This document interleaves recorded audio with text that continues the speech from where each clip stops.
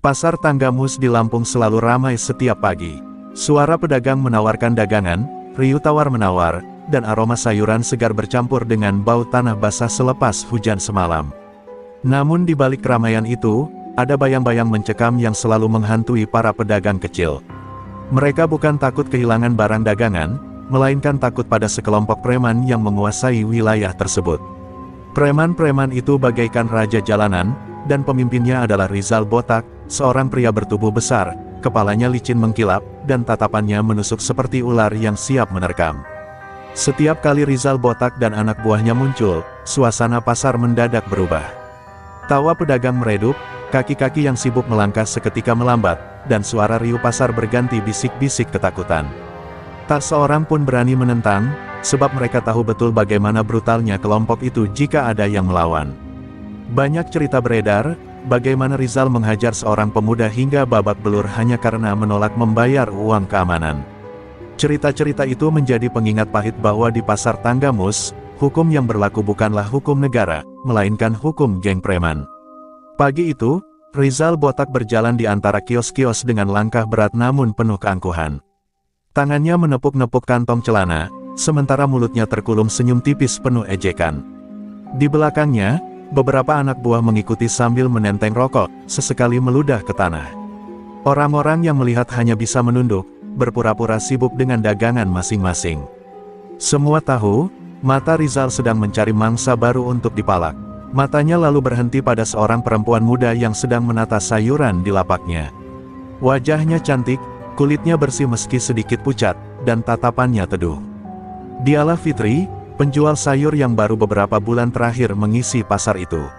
Sejak awal, Fitri sudah menjadi buah bibir, bukan hanya karena kecantikannya, tapi juga karena sikapnya yang ramah dan sopan. Namun, bagi Rizal, kecantikan Fitri justru membuatnya semakin ingin menindas, sekadar menunjukkan kuasa. "Woi, cantik!" teriak Rizal Botak sambil menghentakkan kakinya di depan lapak Fitri. Suaranya yang berat membuat beberapa pedagang lain spontan menoleh, lalu cepat-cepat mengalihkan pandangan. Fitri mengangkat wajahnya, menatap Rizal dengan tenang, tanpa kata. Ada keheningan singkat yang membuat udara pasar mendadak terasa berat. Rizal menunduk, mendekatkan wajahnya ke arah Fitri. "Kalau mau jualan aman di sini, harus tahu aturan. Bayar uang keamanan, tiap hari. Kalau enggak, jangan salahin kami kalau ada yang bikin lapakmu berantakan." Tangannya yang kasar menepuk-nepuk meja kayu di depan sayuran, menimbulkan bunyi menggetarkan hati para pedagang yang menyaksikan. Fitri tidak langsung menjawab, ia hanya merapikan ikatan sayur kangkung di depannya, seolah ucapan Rizal hanyalah suara angin lalu. Tatapannya tetap tenang, namun dalam sorot matanya tersimpan keteguhan yang tidak dimengerti orang lain. Pedagang-pedagang di sekitar mulai gelisah, takut Fitri akan celaka karena sikapnya yang tampak berani. Mereka menunduk lebih dalam, tak ingin terlibat. Rizal Botak merasa diremehkan. Wajahnya berubah merah, urat di lehernya menegang. Ia meludah ke tanah, lalu menunjuk Fitri dengan telunjuk penuh ancaman. "Jangan coba-coba sok berani di hadapan Rizal Botak. Sekali aku mau, pasar ini bisa jadi neraka buatmu." Suasana pasar pun semakin mencekam. Di antara gemericik air hujan yang masih menetes dari atap kios, bayangan pertarungan antara kekuasaan preman dan keteguhan seorang perempuan mulai terbentuk. Hening sesaat menggantung setelah ancaman Rizal Botak menggema di Pasar Tanggamus. Para pedagang menahan napas, menunggu reaksi Fitri. Mereka mengenalnya sebagai perempuan sederhana yang tiap pagi datang dengan pikulan sayur, lalu pulang menjelang sore tanpa banyak bicara. Tak seorang pun menyangka, di balik ketenangan wajahnya, tersembunyi sesuatu yang lebih besar dari sekadar keberanian. Fitri perlahan menegakkan tubuhnya, menatap lurus ke arah Rizal tanpa sedikit pun gentar. Tatapan itu bukan tatapan perempuan lemah yang ketakutan, melainkan tatapan seseorang yang pernah ditempa kerasnya kehidupan. Rizal mendadak merasa ada hawa aneh yang menekan dadanya, seperti ada energi tak terlihat yang menyelimuti Fitri. Namun gengsi seorang preman membuatnya menepis perasaan itu. Ia tertawa kasar, berusaha menutupi kegelisahan yang tiba-tiba muncul. "Dasar perempuan sok kuat, nanti juga tahu rasa," katanya dengan nada mengejek. Fitri tetap diam, hanya jemarinya yang bergerak, merapikan sayuran dengan sabar, seakan dunia di sekitarnya tidak terganggu. Namun di balik ketenangan itu, pikirannya melayang pada masa lalu. Ia teringat pada sosok kakeknya, Ki Somat, seorang pendekar tua yang disegani di kampung halamannya. Sebelum meninggal, Ki Somat berpesan, "Cahaya niskala ada dalam darahmu, Fitri. Jangan gunakan untuk kesombongan, tapi gunakanlah untuk melindungi."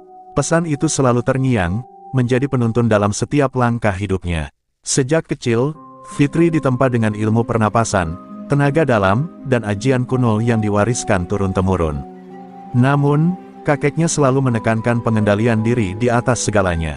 Itulah sebabnya Fitri memilih hidup sederhana sebagai penjual sayur, menutup rapat siapa dirinya yang sebenarnya. Ia lebih suka dicibir sebagai perempuan lemah, daripada menampilkan kesaktiannya hanya demi kesombongan. Namun kini, ancaman Rizal Botak membuat pesan sang kakek terasa semakin berat untuk dijaga. Pasar Tanggamus, tempat orang mencari rezeki, telah lama dikuasai para preman. Pedagang kecil harus rela kehilangan sebagian hasil dagangan hanya untuk membeli rasa aman. Hati Fitri tersayat setiap kali melihat ibu-ibu pedagang menangis dalam diam karena diperas habis-habisan. Dan kini, preman itu berani menginjak harga dirinya. Tatapan pedagang lain terarah pada Fitri. Ada harapan kecil di mata mereka, meski tak berani mengucapkannya. Mereka seakan menunggu apakah Fitri akan menyerah, atau melakukan sesuatu yang tak seorang pun berani lakukan. Fitri bisa merasakan getaran hati mereka, dan ia tahu saatnya akan tiba, saat di mana warisan leluhur dalam dirinya harus keluar, meski berarti membuka rahasia yang ia jaga selama ini. Rizal Botak, yang mulai kehilangan kesabaran, mendekatkan tubuhnya, tangannya hendak meraih kerah baju Fitri.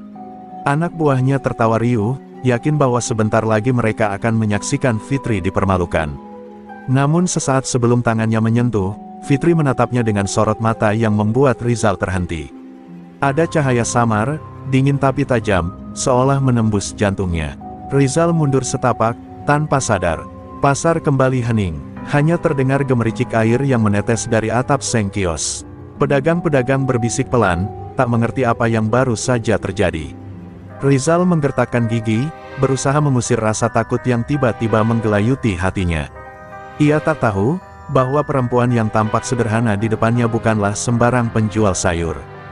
Fitri adalah pewaris ajian sakti, sebuah kekuatan yang kelak akan mengguncang dunia preman Tanggamus. Pagi itu, suasana pasar Tanggamus seperti terbelah dua, di satu sisi hiruk-pikuk jual beli terus berjalan, di sisi lain ketegangan menggantung di lapak sayur Fitri. Rizal Botak berdiri kaku, seolah ada sesuatu yang menahan tubuhnya, sementara anak buahnya kebingungan melihat pemimpinnya mundur selangkah dari seorang perempuan penjual sayur. Para pedagang menahan napas, tak percaya dengan apa yang mereka lihat. "Kenapa lo mundur, Bang?" bisik salah satu anak buahnya dengan nada panik. Rizal mendengus, mencoba menguasai diri. "Diam lo, perempuan ini cuma sok berani," bentaknya, meski di dalam hatinya ada kegelisahan yang tak bisa ia jelaskan. Tatapan mata Fitri barusan masih menghantui pikirannya, tatapan yang dingin tapi penuh wibawa, tatapan yang mengingatkannya pada cerita lama tentang para pendekar Lampung yang konon memiliki ajian sakti. Fitri tetap diam, wajahnya tak menunjukkan rasa takut sedikitpun. Ia hanya merapikan cabai rawit yang tercecer di meja, seolah tidak ada yang terjadi. Namun ketenangannya justru membuat Rizal semakin terbakar amarah. Preman yang selama ini ditakuti semua orang, kini merasa harga dirinya diinjak di depan orang banyak. "Jangan kira lo bisa seenaknya di pasar ini, Fitri. Gue kasih waktu 1 hari.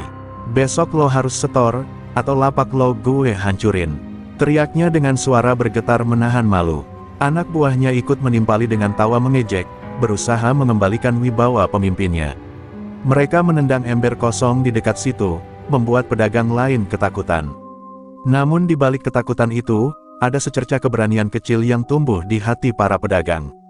Mereka baru saja melihat bahwa Rizal Botak bisa digoyahkan, bahkan hanya oleh tatapan seorang perempuan. Fitri menunduk sebentar, lalu perlahan mengangkat wajahnya. Suaranya tenang, namun setiap kata yang ia ucapkan terasa menusuk. "Aku bukan pedagang yang bisa kau tekan, Rizal. Aku berjualan untuk mencari rezeki halal, bukan untuk diperas.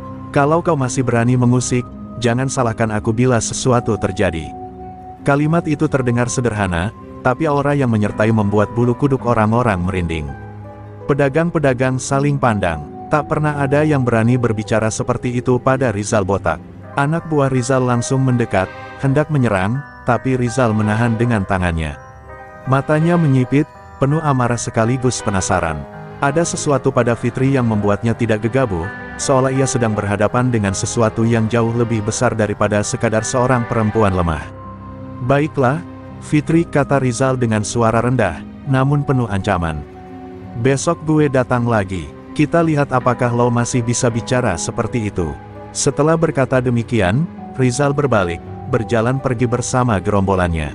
Pasar kembali riuh, tapi bukan riuh jual beli, melainkan bisik-bisik yang menyebut nama Fitri. Ia kini bukan sekadar penjual sayur, melainkan perempuan misterius yang berani menentang tirani. Fitri menarik napas panjang, berusaha menenangkan diri. Ia tahu, kata-katanya barusan telah memulai sebuah konflik besar. Namun dalam hatinya, ia tak gentar. Warisan Ki Somat bukan untuk disimpan selamanya, dan kini, bayangan itu semakin jelas, waktunya akan datang, ketika ia harus menunjukkan siapa dirinya sebenarnya. Malam itu, Fitri duduk di beranda rumahnya yang sederhana. Angin malam tanggamus bertiup lembut, membawa aroma tanah basah sisa hujan sore tadi. Bulan sabit menggantung redup, memantulkan cahaya samar ke wajahnya yang murung. Sejak pertemuannya dengan Rizal botak pagi tadi, pikirannya tak tenang. Ia tahu konflik tak bisa dihindari lagi. Kata-katanya sendiri telah membuka jalan menuju pertarungan yang lebih besar. Di ruang tamu, tergantung sebuah keris tua berbalut kain putih. Keris itu adalah peninggalan Ki Somat, kakeknya. Setiap kali Fitri memandang pusaka itu, suara kakeknya seperti kembali berbisik dalam hatinya. "Fitri, kekuatan bukan untuk berkuasa. Ia adalah cahaya yang harus dijaga, hanya dipakai ketika kegelapan mengancam." Suara itu begitu jelas, seolah Ki Somat duduk di sampingnya malam ini. Fitri teringat masa kecilnya, ketika ia berlari di halaman rumah, kakeknya mengajarinya. Pernapasan tenaga dalam, tubuh mungilnya kala itu berkeringat deras, namun Ki Somat tidak pernah membiarkannya menyerah. Ajian sakti bukanlah tentang mengalahkan orang lain, melainkan tentang mengalahkan diri sendiri, begitu pesan sang kakek.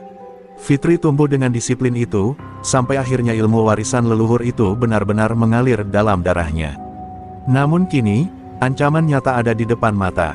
Rizal botak bukan sekadar preman pasar. Fitri tahu, pria itu memiliki sisi gelap yang jauh lebih berbahaya. Ada kabar ia pernah berguru pada orang-orang yang menguasai ilmu hitam, meski tak sempurna. Jika benar kabar itu, Fitri harus bersiap lebih dari sekadar tenaga dalam. Ia harus menyiapkan ajian cahaya niskala, ajian pamungkas peninggalan Ki Somat yang belum pernah ia keluarkan. Fitri menutup matanya, bersila di lantai beranda. Nafasnya diatur perlahan, tubuhnya dilingkupi hawa tenang. Ia mulai melantunkan mantra halus yang dulu diajarkan kakeknya. Dalam keheningan malam, tubuh Fitri tampak memancarkan aura samar, bagai cahaya putih tipis yang hanya bisa dilihat dengan mata batin. Ia mengunci tekad, bahwa apapun yang akan terjadi, pasar Tanggamus tidak boleh jatuh sepenuhnya ke tangan kejahatan. Di dalam hatinya, Fitri merasakan pergulatan. Bagian dirinya ingin tetap tenang, menjual sayur tanpa hiruk-pikuk masalah. Namun bayangan wajah para pedagang kecil, ibu-ibu yang diperas, dan bapak-bapak yang kehilangan rezeki karena ulah preman, membuatnya tak bisa lagi berdiam. Fitri sadar, jalan yang ia pilih akan membawa konsekuensi besar. Tiba-tiba angin malam bertiup lebih kencang, seolah membawa isyarat. Fitri membuka mata, menatap ke arah keris peninggalan kakeknya. Cahaya bulan seakan memantul di bilah pusaka itu, membuatnya berkilau samar. "Apakah ini pertanda, Kek?" bisiknya lirih. Hatinya bergetar, antara takut dan pasrah. Di kejauhan, anjing-anjing kampung menggonggong panjang. Fitri menarik napas panjang, lalu bangkit berdiri. Malam ini, ia merasa bayangan Ki Somat benar-benar hadir, memberi peringatan sekaligus kekuatan. Ia tahu, bentrokan dengan Rizal botak tinggal menghitung hari. Dan ketika saat itu tiba, ia harus siap menunjukkan siapa dirinya sebenarnya, bukan lagi sekadar penjual sayur, melainkan pewaris ajian sakti yang ditakuti sejak dahulu kala. Keesokan paginya, suasana pasar Tanggamus terasa berbeda. Awan kelabu menggantung rendah, seakan langit pun tahu akan ada sesuatu yang pecah. Para pedagang menata dagangan dengan tangan gemetar, tak henti menoleh ke arah jalan masuk pasar. Mereka tahu hari ini Rizal botak berjanji akan datang kembali, dan janji preman bukanlah sekadar ancaman kosong. Benar saja, Dari kejauhan suara sepatu menghentak jalan aspal terdengar. Rizal botak muncul bersama hampir 10 anak buahnya, lebih banyak dari biasanya.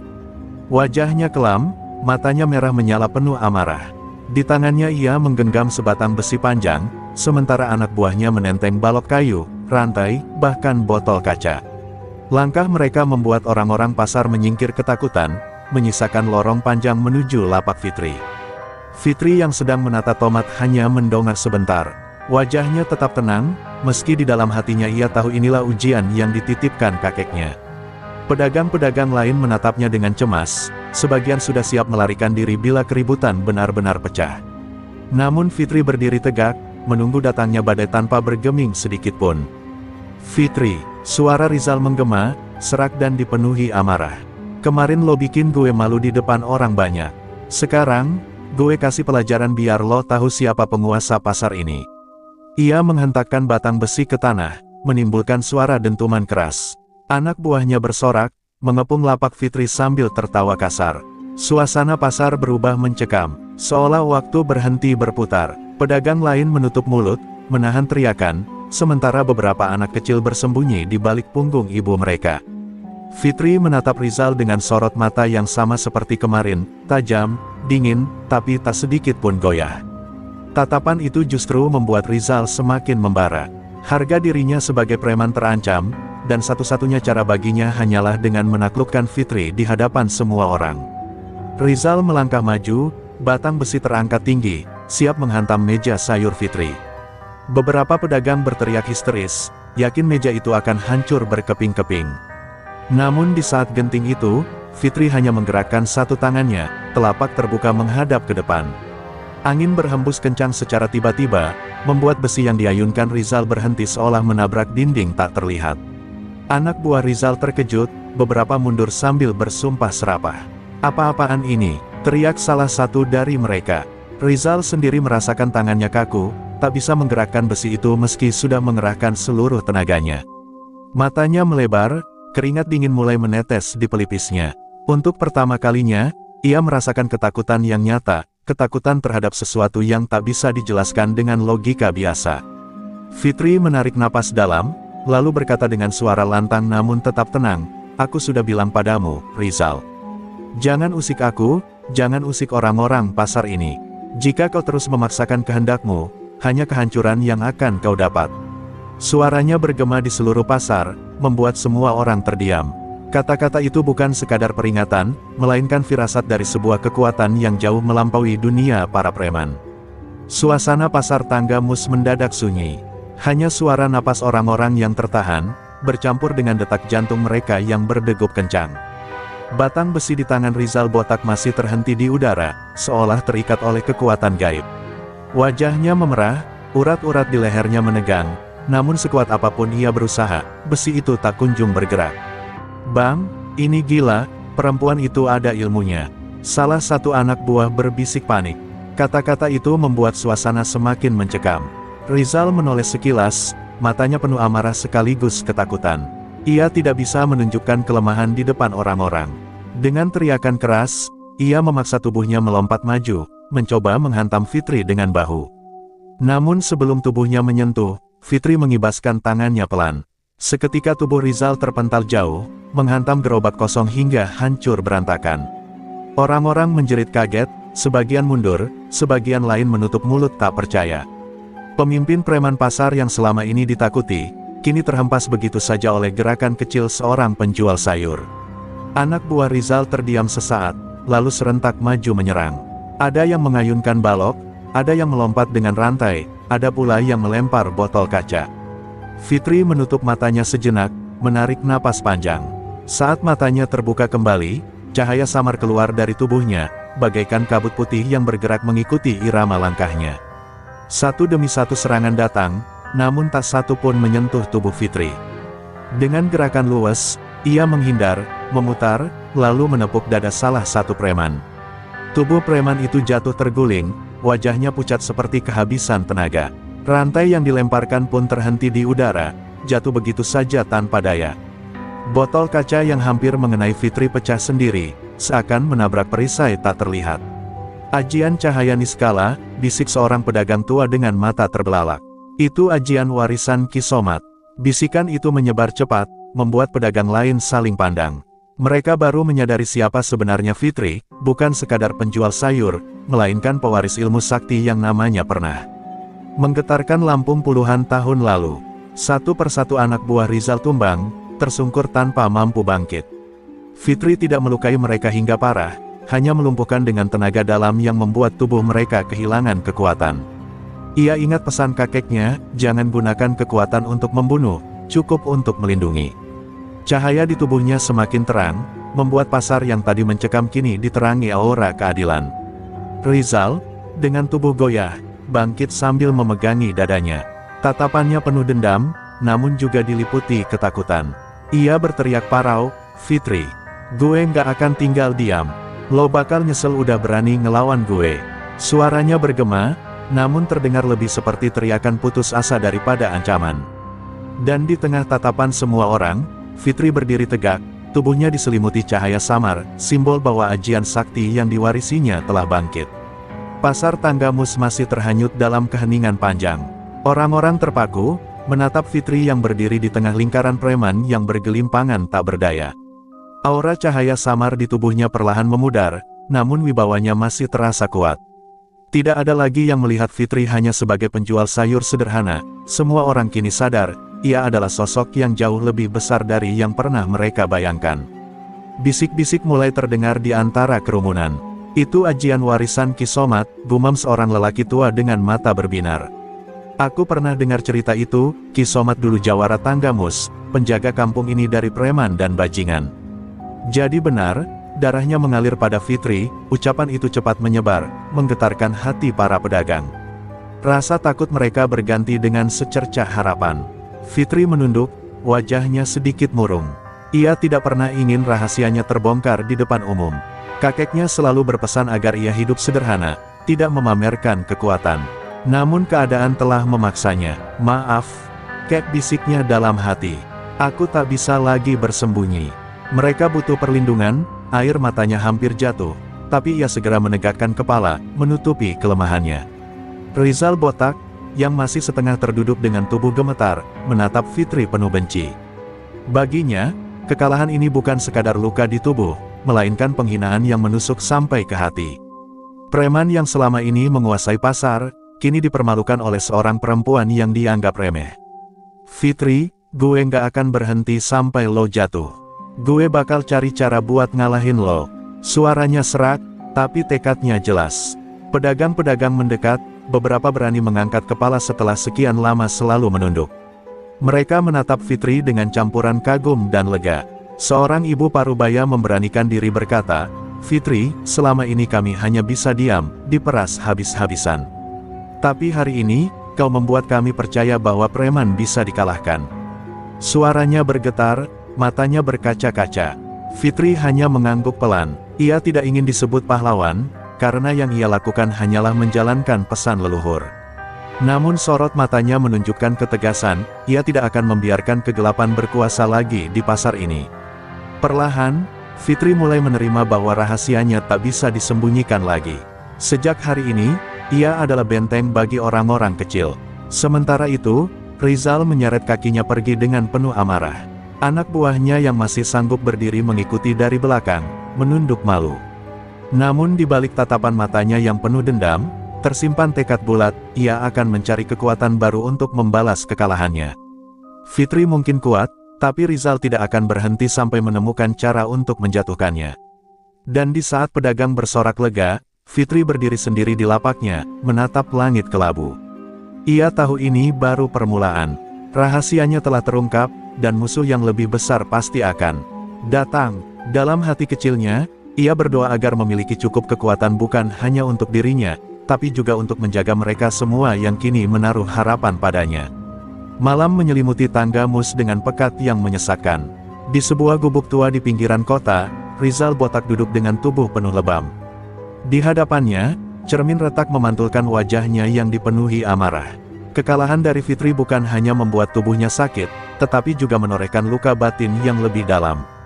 Ia, preman yang selama ini ditakuti, kini jadi bahan bisik-bisik pasar. Harga dirinya tercabik. Perempuan itu nggak boleh hidup tenang. Rizal berteriak parau, memukul meja hingga pecah. Anak buahnya yang tersisa duduk dengan wajah cemas, tak berani menatap langsung. Mereka tahu, amarah pemimpin mereka sudah mencapai puncaknya. Tapi Rizal tak peduli. Di dalam hatinya, hanya ada satu tujuan, membalas dendam, meski harus mempertaruhkan nyawanya sendiri. Kabar tentang kekuatan Fitri sudah menyebar ke seluruh penjuru Tanggamus. Sebagian menyebutnya penjual sayur sakti, sebagian lagi percaya ia adalah jelmaan roh leluhur. Namun bagi Rizal, semua itu hanyalah hinaan yang semakin menyalakan api dendam. Kalau dia punya ajian, gue juga bisa punya. Desisnya, matanya merah, berkilat seperti binatang buas yang terluka. Malam itu, Rizal meninggalkan gubuknya. Ia berjalan melewati jalan setapak menuju hutan lebat di luar kota. Di sanalah tinggal seorang guru lama yang pernah ia temui saat muda, seorang lelaki tua bernama Ki Dharma Hitam, dikenal sebagai pengamal ilmu gelap. Banyak yang menghindari namanya, tapi bagi Rizal, hanya dialah harapan untuk bisa menyaingi kekuatan Fitri. Ki Dharma Hitam menyambut Rizal dengan tawa serak yang menusuk telinga. "Heh, murid nakal datang lagi, kau kalah." "Ya." Suaranya seakan menembus dada Rizal, membuatnya semakin malu. "Guru, ajarkan aku ilmu pamungkas. Aku harus kalahkan perempuan itu." Pinta Rizal, sujud di tanah, wajahnya berlumur tanah basah. Ki Dharma menatap Rizal dengan mata keruh, lalu terkekeh. "Ajian hitam bukan untuk mereka yang hatinya goyah. Tapi kalau kau berani menyerahkan dirimu, tubuh, jiwa, dan nurani, maka aku akan memberimu kekuatan. Tapi ingat, setiap ajian gelap selalu menuntut tumbal." Kata-kata itu membuat udara semakin dingin, seperti ada bayangan maut yang mengintai. Rizal menggertakkan gigi, menahan ketakutan. Dalam hatinya, ia tahu jalan ini berbahaya, tapi dendam pada Fitri membutakan segalanya. "Aku rela, guru, asal aku bisa hancurkan dia," ucapnya lantang. Ki Dharma tersenyum tipis, lalu mulai melantunkan mantra. Asap hitam mengepul dari tungku kecil di sampingnya, membentuk bayangan aneh yang menari di udara. Dan malam itu, di bawah cahaya bulan yang tertutup awan, Rizal Botak memulai jalan barunya. Jalan yang penuh kegelapan, darah, dan kutukan. Sementara Fitri tidur di rumahnya dengan hati waspada, jauh di hutan, dendam sedang dipupuk dengan ajian hitam. Pertarungan yang akan datang bukan lagi sekadar bentrokan preman pasar, melainkan perang antara cahaya warisan leluhur dan kegelapan ilmu terlarang. Fajar menyingsing di Tanggamus, namun suasana pasar tidak seperti biasanya. Bisik-bisik kecemasan merambat cepat di antara pedagang. Ada kabar bahwa Rizal Botak telah kembali, bukan lagi sebagai preman biasa, melainkan sebagai pemilik ajian hitam yang mengerikan. Orang-orang resah, menatap ke arah jalan utama dengan hati berdebar, seakan menunggu badai datang. Fitri, yang tengah merapikan sayur dagangannya, merasakan hawa aneh. Angin berhembus dingin, menusuk tulang. "Ini bukan angin biasa," bisiknya, matanya menajam. Ia tahu, sesuatu yang gelap sedang mendekat. Ingatannya pada ajaran kakeknya kembali terngiang, cahaya leluhur hanya akan diuji ketika kegelapan bangkit. "Jangan pernah gentar." Tiba-tiba kerumunan pecah. Rizal Botak muncul dengan langkah berat. Tubuhnya tampak lebih kekar, matanya merah menyala, dan di sekelilingnya aura hitam berputar-putar. Pedagang berlarian menjauh, meninggalkan lapak mereka begitu saja. Suara teriakan bercampur tangisan memenuhi udara. Hanya Fitri yang tetap berdiri tegak, menghadapi sosok yang kini bukan lagi manusia biasa. "Fitri," teriak Rizal, suaranya menggema seperti guntur. "Hari ini lo akan gue kubur di pasar ini. Ajian leluhur lo nggak ada apa-apanya dibanding kekuatan gelap gue." Tangannya mengepal, lalu ia hentakkan ke tanah. Seketika, bumi bergetar, retakan menyebar, membuat gentong dan meja pedagang pecah berantakan. Orang-orang menjerit ngeri. Fitri menarik napas panjang. Ia tahu pertarungan ini bukan sekadar soal dirinya, tapi tentang seluruh orang yang kini menaruh harapan padanya. "Rizal, lo udah salah jalan. Lo pikir kekuatan gelap bisa bikin lo menang. Gue bakal buktikan, cahaya nggak akan pernah kalah dari kegelapan," ucapnya lantang. Tangannya mengepal, dan cahaya lembut perlahan menyelimuti tubuhnya. Pertarungan pun pecah. Rizal melompat dengan teriakan menggelegar, tangannya mengeluarkan asap hitam pekat yang menghantam lapak-lapak hingga beterbangan. Fitri melawan dengan gerakan luwes, tubuhnya berkelip cahaya, memantulkan serangan demi serangan. Bentrokan dua kekuatan itu membuat pasar berguncang, seolah dua dunia, cahaya dan kegelapan, sedang bertabrakan. Ledakan demi ledakan terjadi, membuat orang-orang yang bersembunyi menutup telinga dan berdoa. Setiap kali Rizal menghantam, hawa panas dan mencekam menyebar. Setiap kali Fitri membalas, cahaya terang membelah kegelapan, memberi secercah harapan. Pedagang yang berani mengintip mulai berseru lirih, "Fitri, bertahanlah." Dan di tengah kepulan asap, Fitri akhirnya berhasil menangkis serangan terbesar Rizal. Tubuh Rizal terlempar keras, menghantam dinding beton hingga retak. Fitri berdiri dengan napas terengah, cahaya masih mengelilinginya. Pertarungan belum selesai, tapi jelas, akhir sudah semakin dekat. Debu dan asap pekat masih menyelimuti pasar Tanggamus. Pedagang bersembunyi di balik reruntuhan, menatap dengan napas tertahan. Di tengah kepulan itu, Rizal botak perlahan bangkit.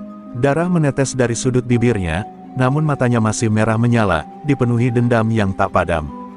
"Fitri, gue nggak akan kalah, meski nyawa gue taruhannya." Raungnya, ia merapal mantra terakhir yang diajarkan Ki Dharma Hitam. Kedua tangannya menjulur ke langit, dan seketika langit yang cerah berubah kelam. Petir berkilat, angin berputar-putar, dan dari tubuhnya keluar aura hitam pekat yang semakin menakutkan. Pedagang menjerit histeris. Beberapa bahkan bersujud, mengira malaikat maut turun di hadapan mereka. Fitri berdiri tegak, meski tubuhnya juga lelah. Ia bisa merasakan ajian Rizal kali ini adalah puncak kekuatan gelapnya. Jika ia lengah, bukan hanya dirinya, tapi seluruh pasar akan hancur. Fitri menutup mata sejenak, mengingat wajah kakeknya, Ki Somat, yang pernah berkata, "Cahaya leluhur adalah benteng."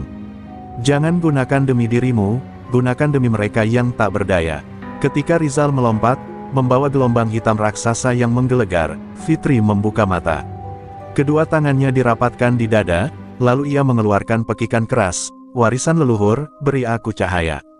Seketika tubuhnya diselimuti sinar putih menyilaukan, begitu terang hingga menembus pekatnya asap dan mengusir hawa mencekam. Dua kekuatan itu bertabrakan, suara ledakannya memekakkan telinga, membuat bumi bergetar seperti diguncang gempa. Aura hitam dan cahaya putih bertarung memperebutkan ruang. Perlahan tapi pasti, cahaya Fitri semakin mendesak, menelan kegelapan Rizal. Rizal menjerit keras, tubuhnya seakan terbakar dari dalam. Tidak, dengan teriakan terakhir, cahaya meledak, memecah kegelapan. Rizal terhempas ke tanah dengan tubuh kaku, matanya kosong. Aura hitam menghilang, tersapu bersih. Pasar yang sempat hancur kembali tenang, hanya menyisakan sisa reruntuhan. Orang-orang terdiam, tak percaya bahwa seorang perempuan penjual sayur mampu menaklukkan preman paling ditakuti Tanggamus. Fitri berdiri dengan tubuh gemetar, keringat bercucuran. Ia menatap Rizal yang tergeletak tak berdaya, lalu menunduk penuh haru. "Semoga lo menemukan jalan damai, Rizal, meski lo pilih jalan yang salah." Suaranya lirih, tapi penuh ketulusan. Pedagang-pedagang berlari menghampiri, bersorak, sebagian menangis lega sambil memeluk Fitri. Hari itu menjadi titik balik sejarah Tanggamus. Fitri bukan lagi sekadar penjual sayur, tapi penjaga pasar, warisan cahaya leluhur yang bangkit melawan kegelapan. Senja turun, menyapu langit dengan warna keemasan. Di antara sorak-sorai orang-orang, Fitri menatap langit, berbisik pada arwah kakeknya, "Kek, aku sudah menjaga mereka." Cahaya tetap menang.